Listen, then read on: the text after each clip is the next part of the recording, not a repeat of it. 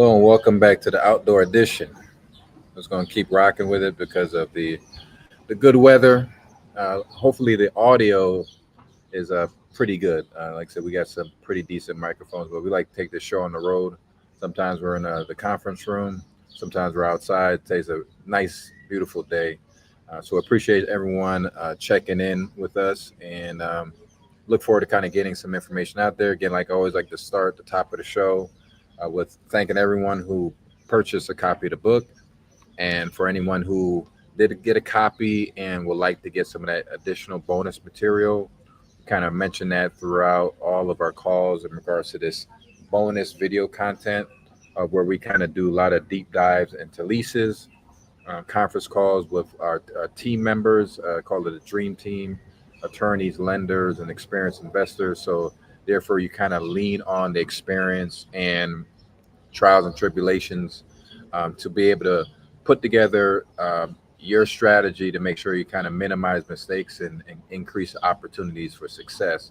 So if you haven't grabbed a copy, go on to Amazon.com and just type in the Net Lease Playbook, and send it to a friend that may be interested, have rental properties, and potentially looking to transition into something in the future. And again, it's a good read. It's a quick read. And again, it'll be some good additional information.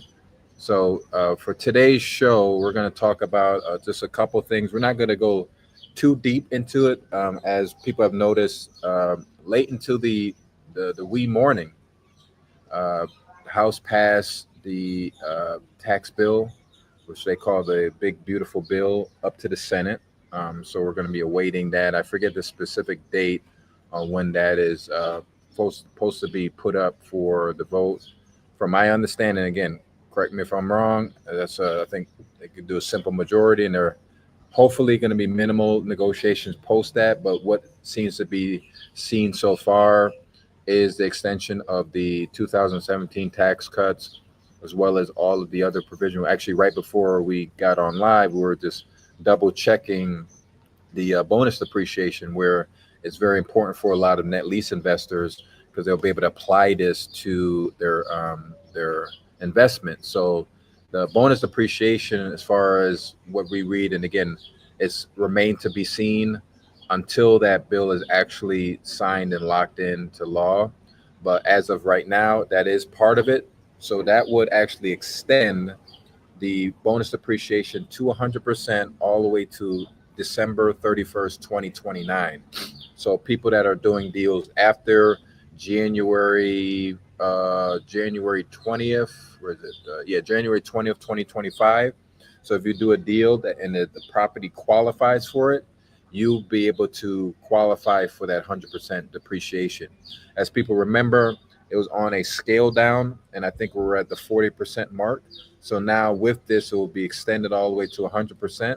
So again, that's a really good thing. And again, when we start giving you guys calls and kind of talking about your strategy, we're going to just kind of remind you of, and I don't see that it will not, but again, remains to be seen. So don't kind of hold us to the fire. But then again, this is stuff to kind of put in the back of our minds as strategies to utilize, because obviously we talked a lot in the past couple of days about the acquisition strategies, mitigating risk, and organizing your capital stack to make sure you kind of insulate your buffer. So now once you're into the property, you want to think about what available strategies you can apply on top of it that's in regards to tax policy. So we talk a lot about the 1031 exchange, but most importantly, you have your depreciation, where now your depreciation against your asset, and that's a huge benefit. So we'll keep a close eye on this. We'll update you as soon as we learn more, and we'll just kind of cue you in there. But again, that's something that we'll kind of cover in the future. So today we'll just kind of briefly talk about the tax bill. So that U.S. debt at 123% of GDP is that estimate from the CBO and different outlets of where the debt will be in comparison to GDP into the future, up to like I think 2035, and then there's like some higher measures. So how does that affect net lease investors? That stuff we're going to be covering. Right now, treasury yields on the 20-year is still over 5% from when I last checked. And again, that's all affecting as far as financing and also consumer behavior as it starts to modify as far as like financing costs and interest rates and things of that nature. And it also affects top level down impact on cap rates. So what it'll do actually raise cap rates, lower valuations. So then we're going to talk about strategies on to mitigate that as best as possible, and kind of look forward to the future on what type of tenants and sectors to focus on to make sure that you're in the best shape you can be. We're also going to talk about the net lease resilience. So I talk a lot about REITs, and the reason why I'm looking at these large institutional entities is because they're volume buyers. So they're publicly traded. So there is a lot of pressure for them to make their acquisition targets and kind of to move properties around. So it's always good to kind of see the activity, and you get a lot of this public data, and you can kind of see what the moving, and they've been very active. So that's a good thing. So Q1 2025 reached to $9.6 billion year over year, and on the retail side is up 38%. So cap rates still high in certain sectors and certain tenants. In many places, you can see some 7% cap rates. And again, that's what they get really excited about as they're coming in all cash. And we talked about on the last stream about kind of ways to compete, about finding your particular niche, certain markets, and hyper focusing on relationships in order to get a good amount of deal flow to look at, see which property opportunities make sense. And with that, the strategy, of course, is focusing on essential retail properties. We talked about like the grocery anchored centers, and industrial. We haven't really talked about that. We have some future lives that's going to be specifically focusing on industrial, but we're talking about kind of logistics as as you see a lot of stuff with retail, that they're doing an omnipresence strategy where they're not just doing foot to door traffic, but they're also doing delivery and also having ship to store and things of that nature. Everyone's familiar with kind of the Amazon effect.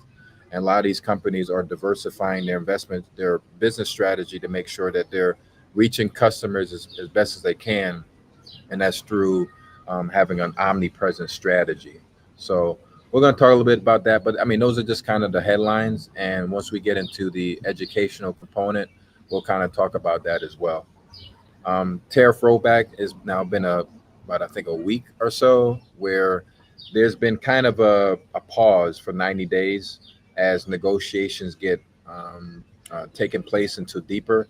And again, it's not just China; it's over 100 different countries that are actively in negotiation as far as tariff levels.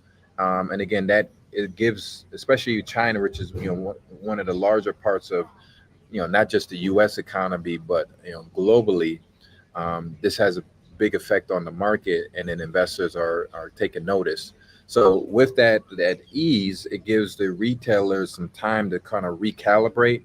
We had mentioned yesterday about Home Depot only will have about 10% of their outdoor logistics outside of the country, and then focusing on local suppliers, which is good because again, it makes them less vulnerable to any type of changes as far as policy. Because again, tariffs can significantly change businesses' strategy because again, it's they get a large amount of foreign goods, and then they have to account for that either through higher cost to pass on to the consumer, or it just disrupts their business operations altogether. So again, that's a good thing. Where again gives time for these businesses to really look at their business model, start negotiating, and then hopefully we'll start to see some more clarity in the next couple of weeks as uh, negotiations get a little bit more firmer. The Fed, of course, warning that it could cause a deeper shock to the system. And again, we like to analyze as much data as possible, but again, it's not going to shift the overall general strategy that we keep talking about again and again on the show about having a strict investment criteria tied to your buy box, which is then tied to your ultimate, four core domains, which is your body, being, balance, and legacy. So we're gonna kind of deep dive on that when we get over to the educational segment, which is navigating debt, tariffs, in triple net investments. We're gonna kind of briefly discuss how debt, treasury yields, and tariffs impact, and then kind of our financing strategy, which will be not much of a surprise. So you kind of probably know what's going to be in the presentation, but we kind of like to sprinkle this each and every day as a reminder with some supportive news, so then you can kind of bring it on home. And the real key to this is so we can actually have some action. So we've been making a lot of calls to our investor group just to find out, hey, well, how's your portfolio? What's your thoughts? What's your feelings? What's any upcoming investment opportunities you're looking to do? And some of them they're like, I don't know. So it's really about just getting as much data so then you can feel comfortable to take action.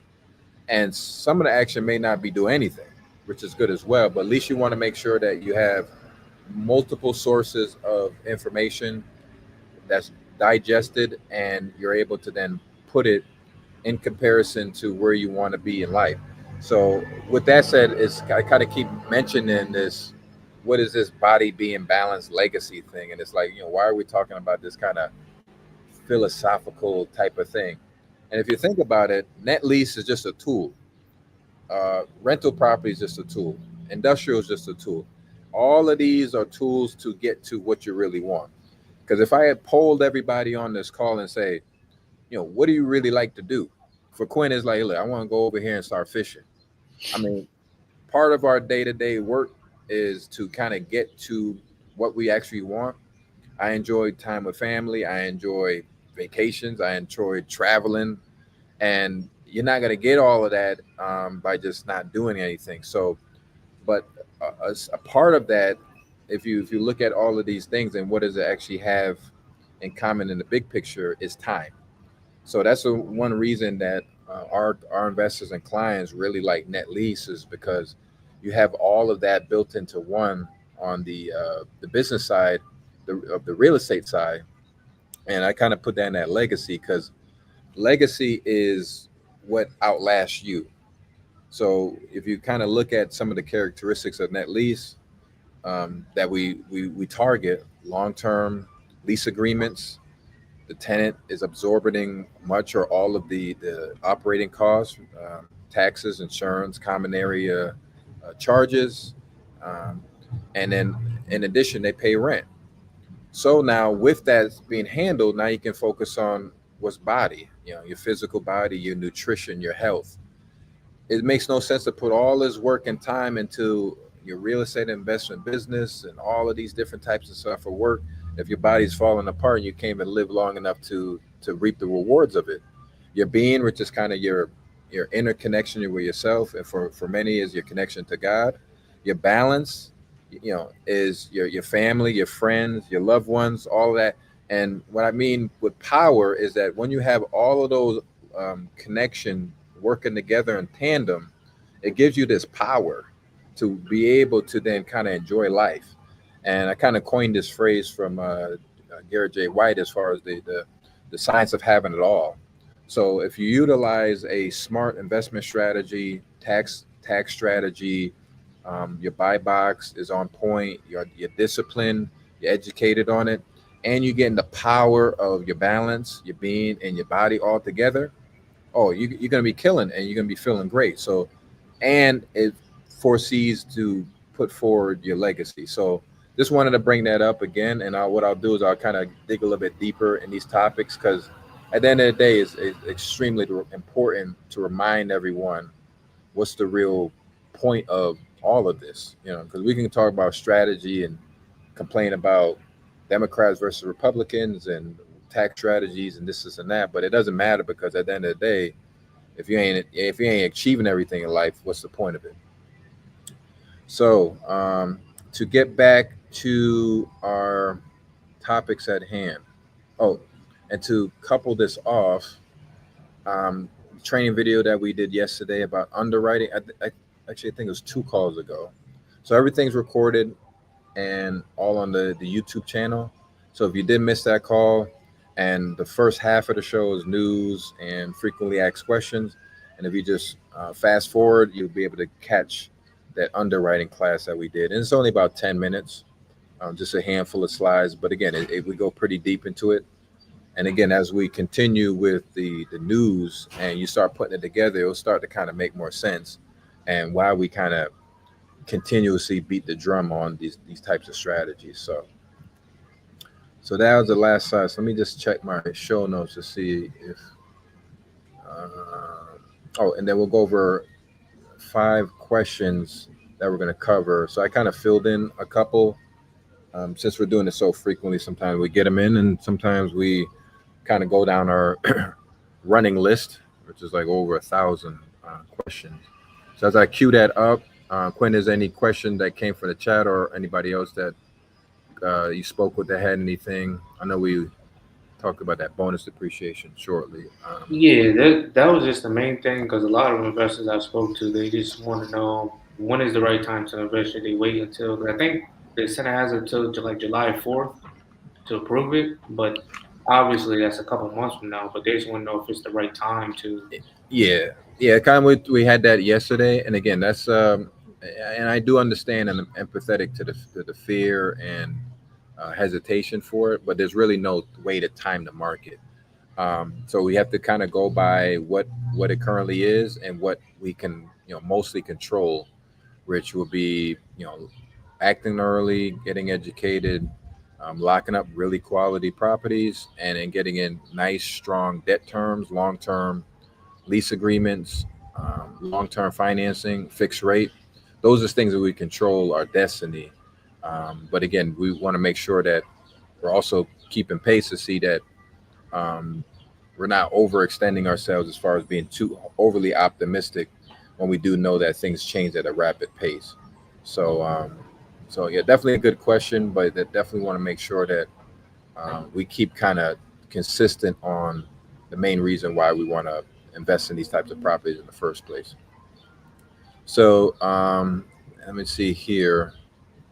So I kind of alluded to that with that response, and like I said, that goes to the whole thing about the tax thing, because yeah, I think they're earmarked for the vote in July, or I'm not quite certain. It's going to be coming up soon, but as of right now, the Republicans do control the House and the Senate, um, and for the most part, everyone's kind of on board with extension of the tax cuts and all of the provisions that was included, so we can be reasonable to assume that that would move forward. But at the same time, there'll be some small nuances, some additional negotiations behind the scenes that may change some things. I know there was a couple holdouts in regards to salt, which pertain to the local taxes in some of these states, and how would that work out. I didn't read in detail about that specifically, so then in the future I'll kind of maybe detail it tomorrow if I can find out some more, if there's some newer available news to report on that. So in regards to the resilience piece, we kind of touched on that, and just prioritizing the specific properties that we always mentioned before, um, that pertains to essential retail. So right now, with kind of the more trending information is coming out of the ICSC is the hyper focus on grocery anchored industrial based assets, and you of course couple that with investment grade or very strong, reliable corporate tenants, tenants that have at least a 2x, 2.5x of the EBITDA, and just hyper focusing on good quality locations. And for us, some of the most popular has been hyper fixated on the Sunbelt markets. So then we'll make sure to kind of remember that. And then the final piece, kind of bow on top, for the tariffs.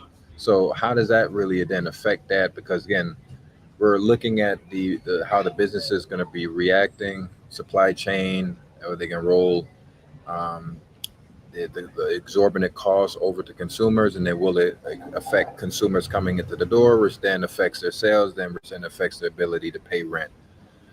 So then to counteract that, we want to make sure that we're hyper focusing on, again, sector, good locations, all of the real estate fundamentals, traffic counts, population density, good tenant to market match, and make sure that those are aligned. And of course, strong corporate tenants that have good sound fundamentals. Because if you're on a long-term lease agreement, you're not looking at it from a speculative basis where it's going to be a year, 2 years out.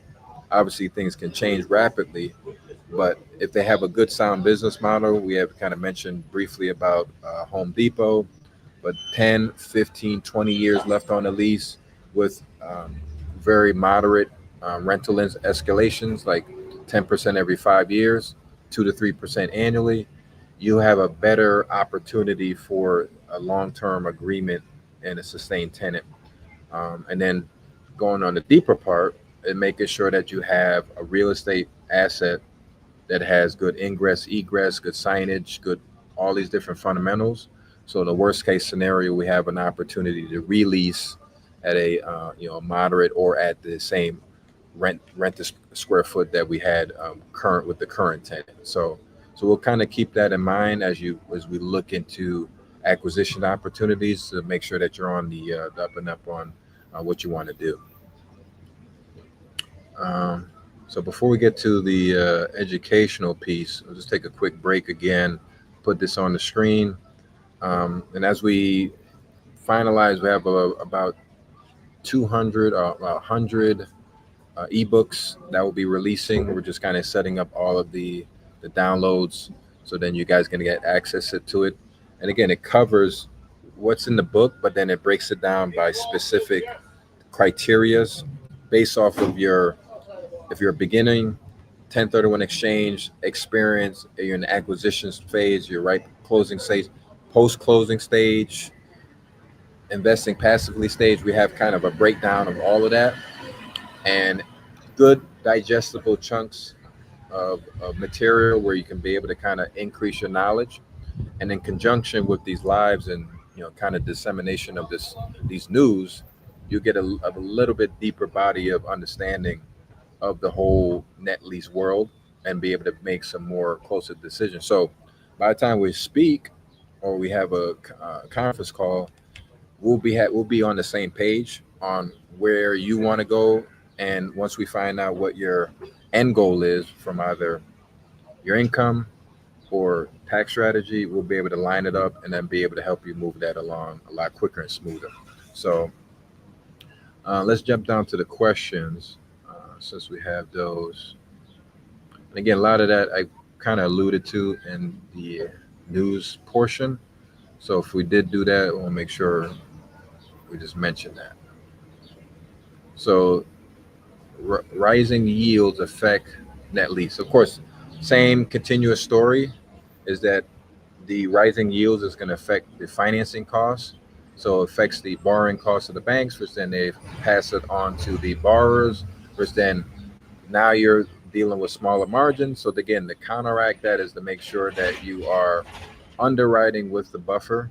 And I would say about 50 to 75 basis points on your exit, and also to underwrite it with the highest interest rate that you possibly can to see if that pencils out. And then focusing on tenants that have rental increases with long-term lease.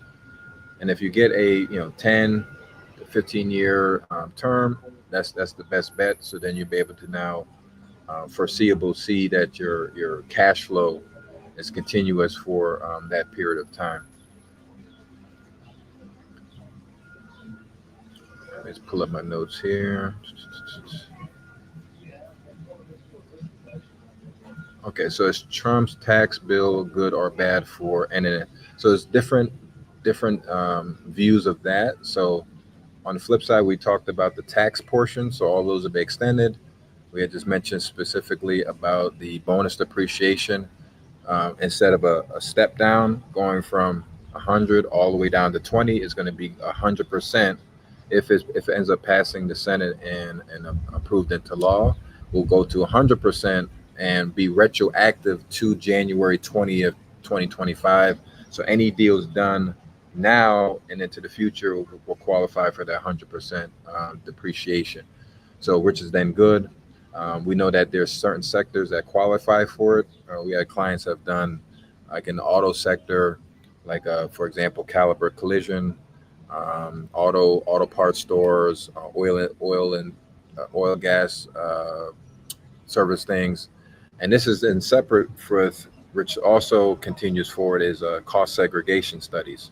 So if you couple that, and again, that's on a case by case basis to see if it's worth to do it. But then again, there's many benefits where then you're able to front load a lot of your depreciation, depending on your exit strategy and kind of what you're kind of planning and that stuff. We can um, dig a little bit deeper when we get our cost segregation specialist on the call one of these days, and I'll keep you guys informed when we actually get that in place.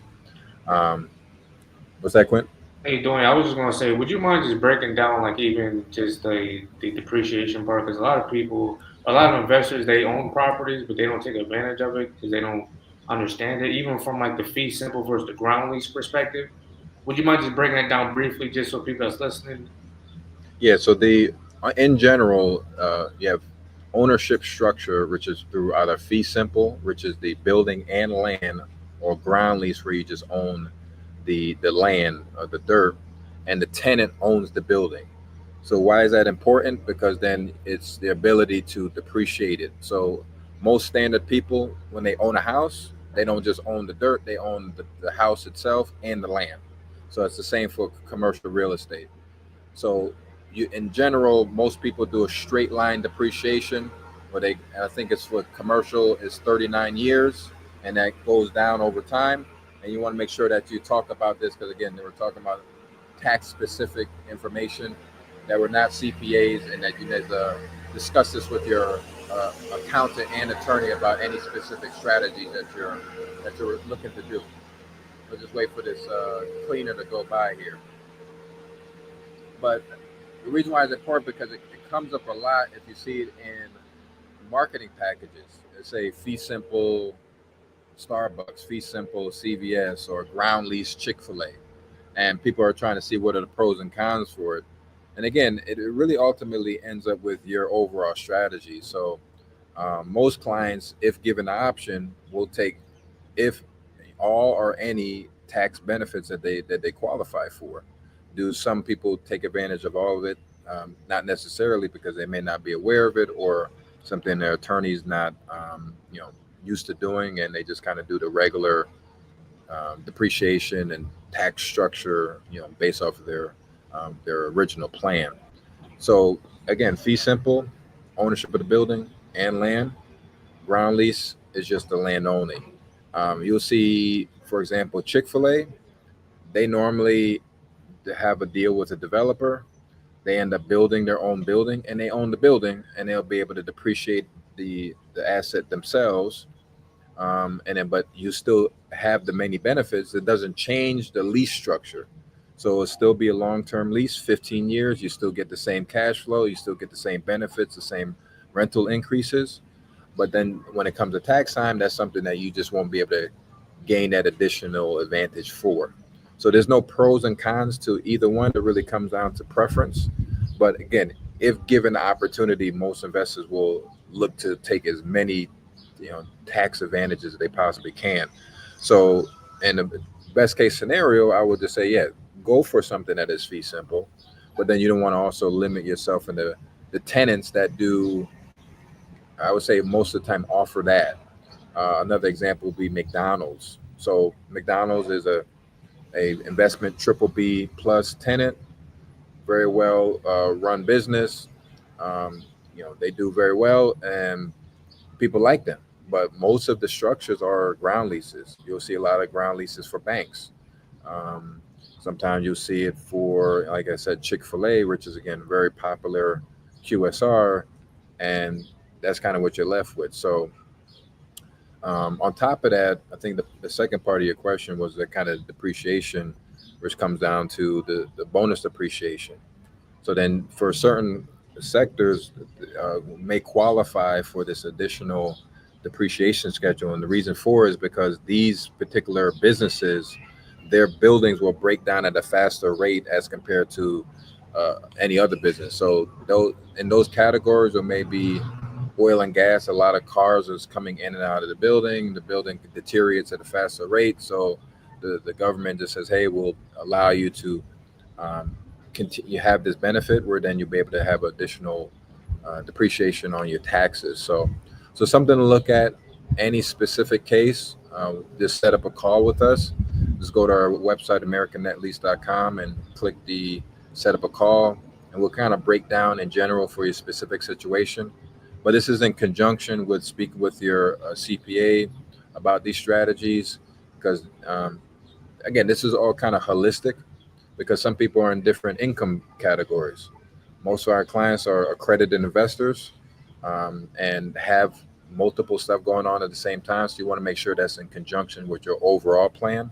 So just kind of keep in mind with that as we kind of mention these things. We don't want to make sure that we get too deeper into certain strategies and it kind of confuses you or is not too helpful. So we'll have pieces where we'll go a little bit deeper into that, and I'll ask some of our accountant referrals to possibly explain it a little bit deeper. And I think that'll also be helpful, especially as people that's live and they want to kind of chime in and ask any specific questions there. So I And appreciate the question. giving back to the ground lease, obviously, it's a case by case basis, and we've seen leases that are different. But a lot of misconceptions that if they own the ground lease or if they have a ground lease, then when the tenant leaves, they take the building too. Obviously, like I said, it's a case by case basis. For the most part, if I'm correct, the building reverts back to the landlord at the end of the lease. Well, yeah, in most cases, but again, we have to read through the lease because you have certain lease provisions that says that the tenant has to deconstruct the building upon leaving. For the most part, they will leave in that particular worst case scenario, and the building will remain, and then you'll be able to retrofit it or release it out if you like. But again, it all comes down to kind of the specifics. It's not a set thing that is a federal policy or state policy. We just want to make sure that you look within the lease agreements and then make sure that it makes sense if that's something you want to do. And again, we're talking about a scenario if the tenant happened to leave on a ground lease. And I've seen some provisions there that says that the tenant has to, basically just blow up the building, take everything off, and leave the land as it was before you started the agreement. So just make sure you look at the lease stuff and make sure that it makes sense and you're okay with that before moving forward. So good follow up there. Next is the rollbacks of tariffs a win for tenants? Again, at the end of the day, when we're talking about net lease, we're talking about these contracts with these businesses to pay us rent. So anything that gives them the advantage to operate their business and continue to pay rent is a good thing. So of course, there's negatives or positives, and when it comes down to tariffs, but the way that the administration is going about it is that they're trying to negotiate better deals with other countries. So in regards to exports and imports, and assuming that the local businesses here in the States are able to take advantage of that, or also update and get better supply chains and things of that nature. So again, it's a double-edged sword to look at it on that perspective, but you just want to make sure whatever policies you want to look at, and again, we'll look at the business model of the tenant to make sure that they're in a sector and they have a strategy that's able to sustain many disruptions in the market. You don't want something where they're highly vulnerable, so anything happens, they're in big trouble, then everything just kind of fall down like a deck of cards. So you want to make sure that we're in specific sectors. We talk about essential need tenants. We're talking about investment grade tenants that could also weather the storm. So if they also have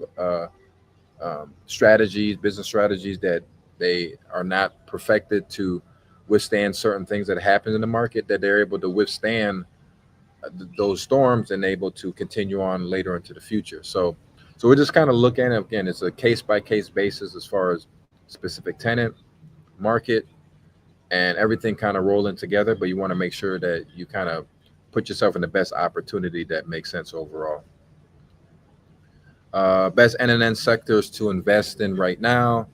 Yeah, there's still the same. Anything that involves essential services, food, like grocery anchored service centers, grocery tenants like Aldi's, Publix, well as pharmacy, medical office, and those type of things, as well as industrial. We kind of hinted at that earlier of industrial tenants being in logistics and warehousing. Those are very good sectors. As far as opportunities for kind of the retail investors that we deal with that are kind of in that $2 to $5 million range, some of that may be a little bit higher out of their target price point.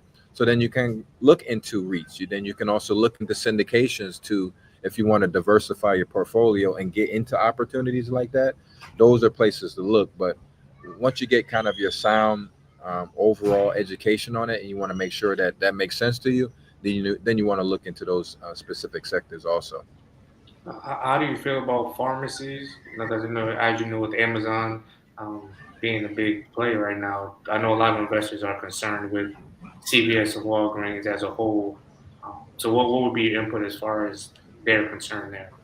Yeah, I mean, it's kind of like when we was talking about yesterday in regards to is electric cars going to take over. I mean, you have tens of millions of people here in the country, and we're just not in a position where the system is so robust enough to have everyone get Amazon delivery. Is you're going to have certain sectors in the market, like in urban markets, where they're still taking buses, they're still doing foot traffic, and they're going to be going to get straight delivery of their pharmacy items. So yeah, they're going to be there's disrupting it to a degree, and it'll continue to get more adoption as we see into the future. But as of right now, there's still a staple. As you can see during COVID-19, that took a significant um, service for the country as people was going getting shots at these locations. So, and then you're starting to see CVS and Walgreens to update kind of their stuff where they're doing in person, meta centers, or what do they call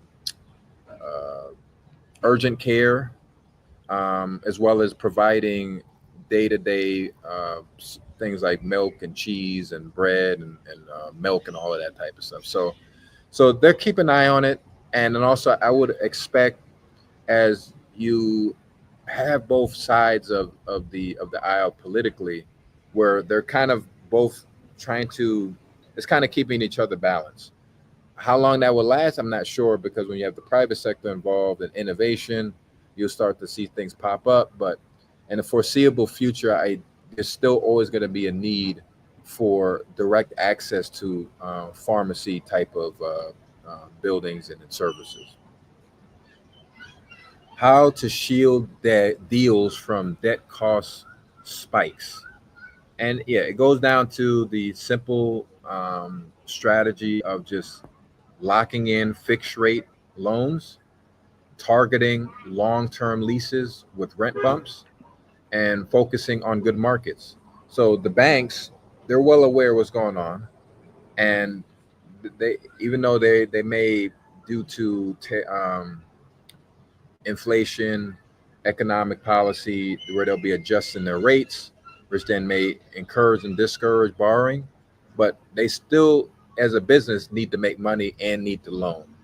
So when they do loan, you want to put all of the elements in place that make sense for the bank to loan.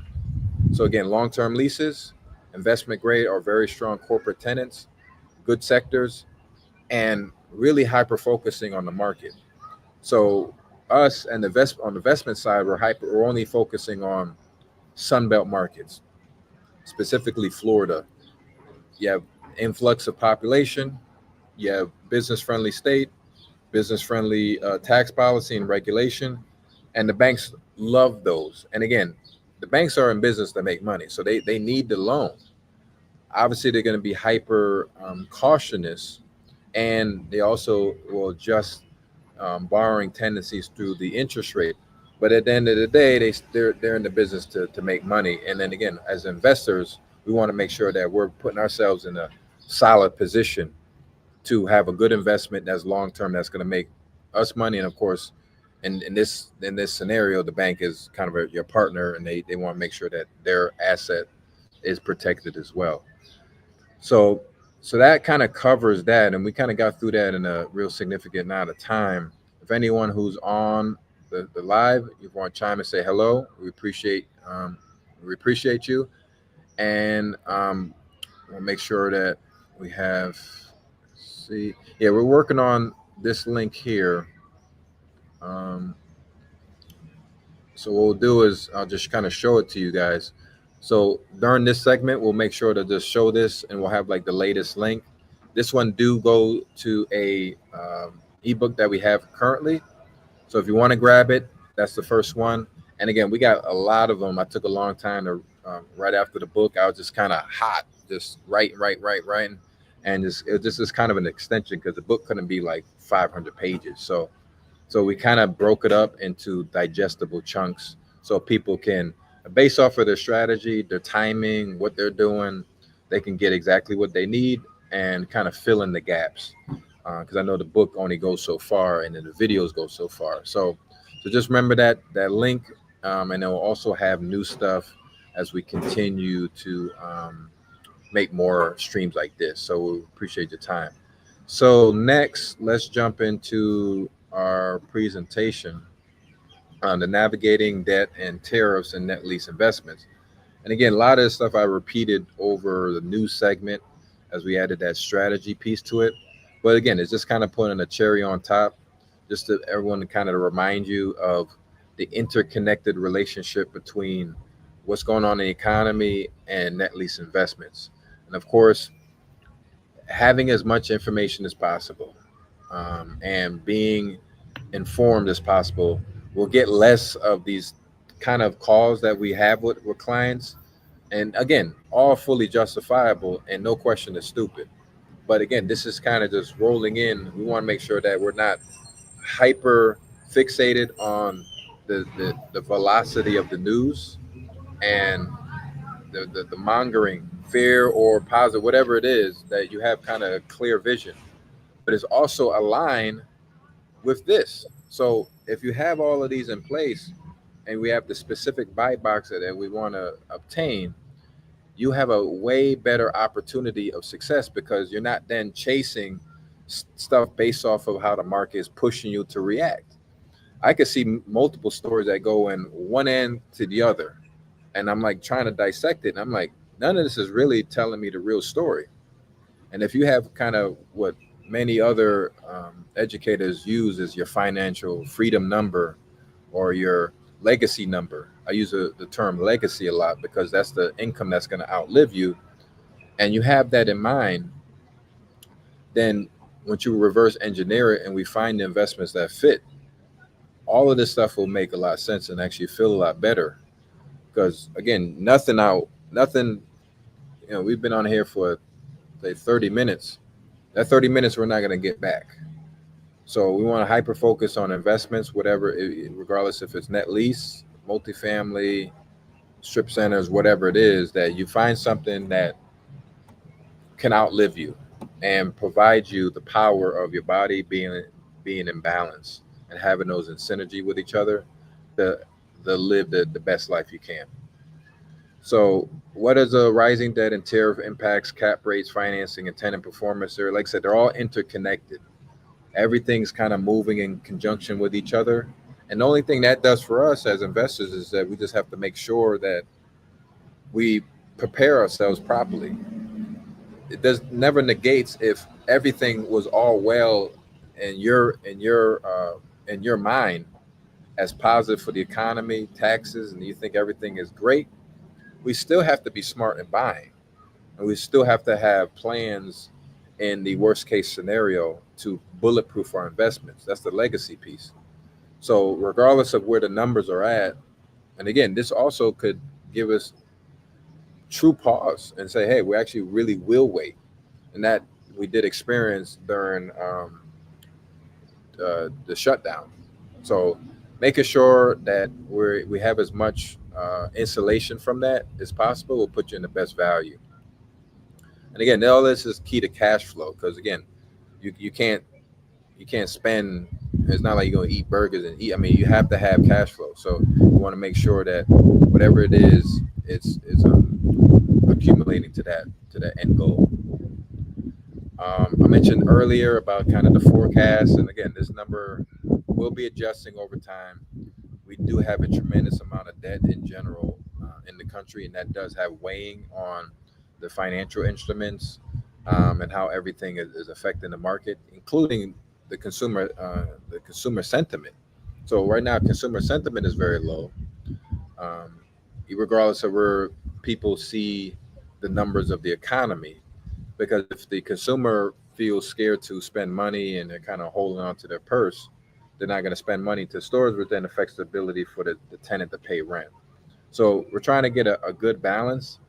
And again, there's no administration that's going to solve it all or put us in a position where we have like a balanced budget or it's going to be like reasonable. So it just that's it's not how to, it's not realistic, and we can't operate like that, and we can't put our hopes and dreams on that as well. So we want to make sure that we're putting in again all the uh, strategies and uh, things to put forward to make the best investment overall.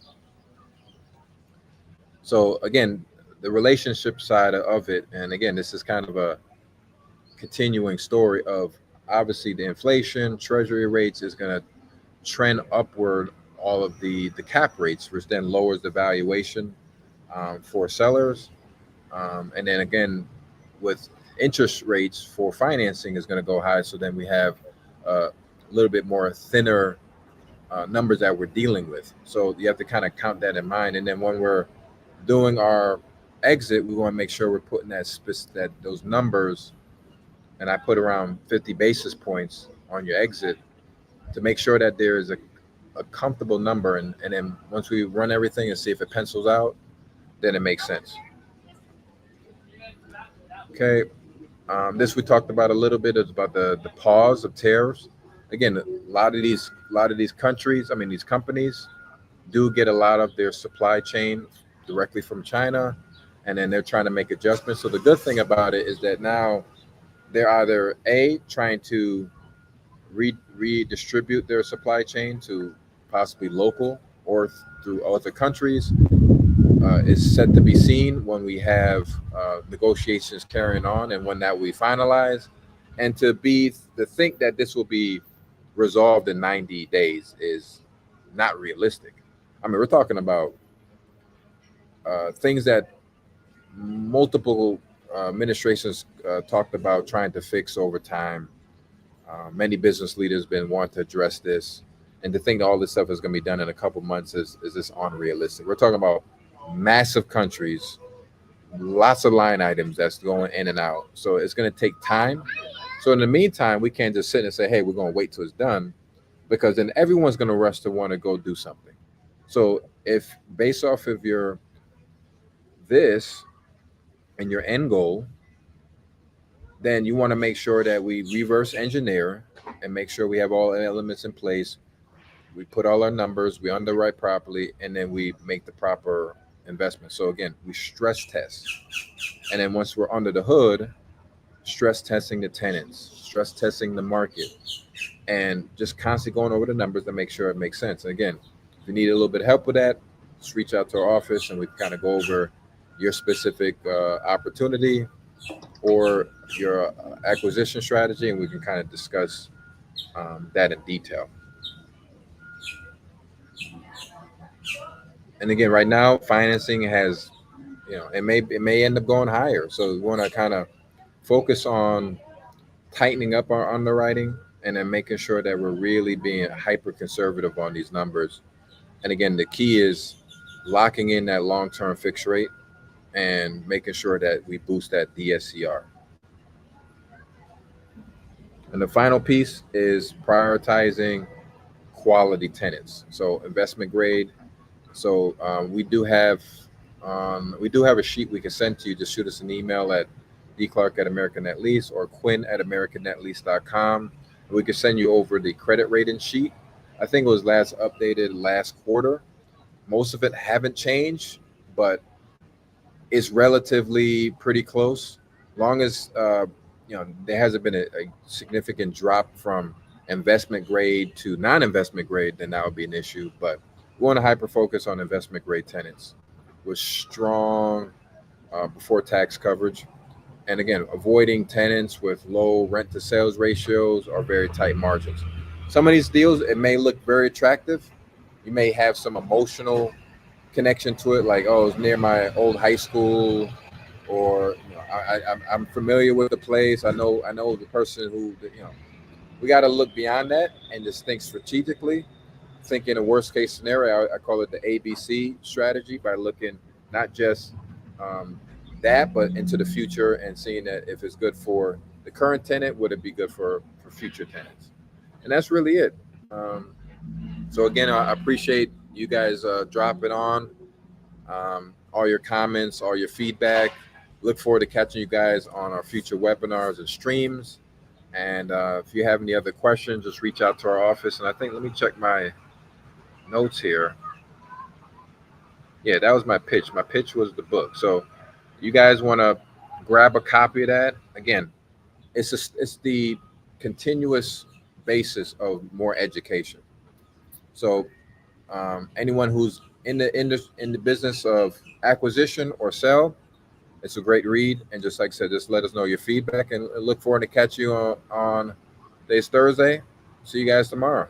All right, take care.